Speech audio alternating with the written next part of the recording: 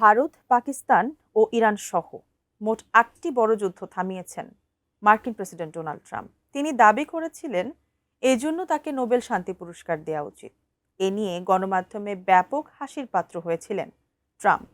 কিন্তু সেই রেশ কাটতে না কাটতেই এবার মার্কিন বাহিনীকে নিয়ে একই রকম হাস্যকর মন্তব্য করে বসলেন মার্কিন প্রতিরক্ষা মন্ত্রী পিট হেগসেথ।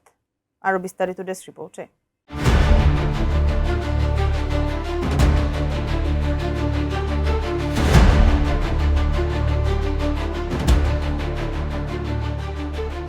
মার্কিন প্রেসিডেন্ট ডোনাল্ড ট্রাম্প বেশ কয়েকবারই নিজের জন্য শান্তিতে নোবেল পুরস্কার দাবি করেছিলেন।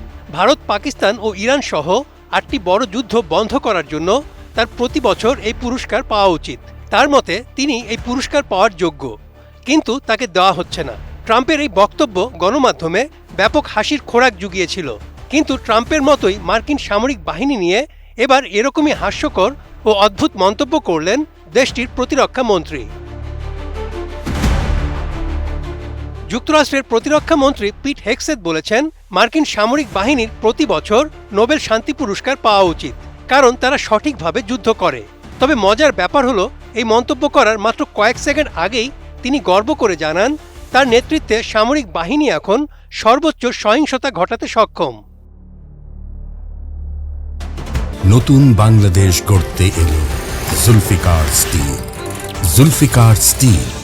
২৪ এপ্রিল ইরান যুদ্ধ বিষয়ক সংবাদ সম্মেলনে এক সাংবাদিক হেগসেথকে জিজ্ঞেস করেন, যুদ্ধ মন্ত্রণালয়কে শান্তি মন্ত্রণালয় নাম দেওয়ার কথা ভাবছেন কিনা। জবাবে হেগসেথ বলেন, শক্তির মাধ্যমে শান্তি আনতেই এটিকে যুদ্ধ মন্ত্রণালয় বলা হয়। তিনি আরও বলেন, যখন সঠিকভাবে যুদ্ধ করা হয় তখন লক্ষ্য থাকে অন্য প্রান্তে শান্তি আনা। এ কারণে যে প্রতিষ্ঠানটি প্রতি বছর নোবেল শান্তি পুরস্কার পাওয়া উচিত সেটি হলো মার্কিন সামরিক বাহিনী। কারণ যুক্তরাষ্ট্র শুধু নিজের নয়, পৃথিবীর অনেক মানুষের নিরাপত্তার নিশ্চয়তা দিয়ে থাকে। তার নেতৃত্বে সেনারা সর্বোচ্চ সহিংসতা আনার ক্ষমতা রাখে। তিনি বলেন, ট্রাম্প প্রশাসন চায় তারা সেই ক্ষমতা ধরে রাখুক। তারা নিয়মের মধ্যে থেকে শত্রুর বিরুদ্ধে সর্বোচ্চ সহিংসতা আনতে সব রকম ক্ষমতা অর্জন করুক।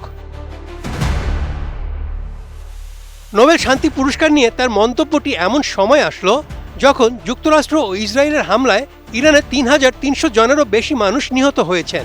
নিহতদের মধ্যে ১,৭০০ জনেরও বেশি বেসামরিক মানুষ এবং শত শত শিশু রয়েছে। পাশাপাশি লেবাননেও ইসরায়েলি হামলায় হাজার হাজার মানুষ প্রাণ হারিয়েছেন। বিশেষজ্ঞরা বলছেন, এই যুদ্ধে যুক্তরাষ্ট্র ইসরায়েল অনেক যুদ্ধাপরাধ করেছে। তারা ইরানের পুরো ঐতিহ্য ও সভ্যতা ধ্বংস করে দিয়েছে। অথচ হেগসেথ যুদ্ধে বেসামরিক মানুষ হত্যা বন্ধের নিয়মকে বোকামির নিয়ম বলে সমালোচনা করেছিলেন। এবার তিনি মার্কিন বাহিনীর নোবেলের দাবি তুললেন, যা সম্পূর্ণ হাস্যকর ও মশকরার শামিল। Desk report, ATN news.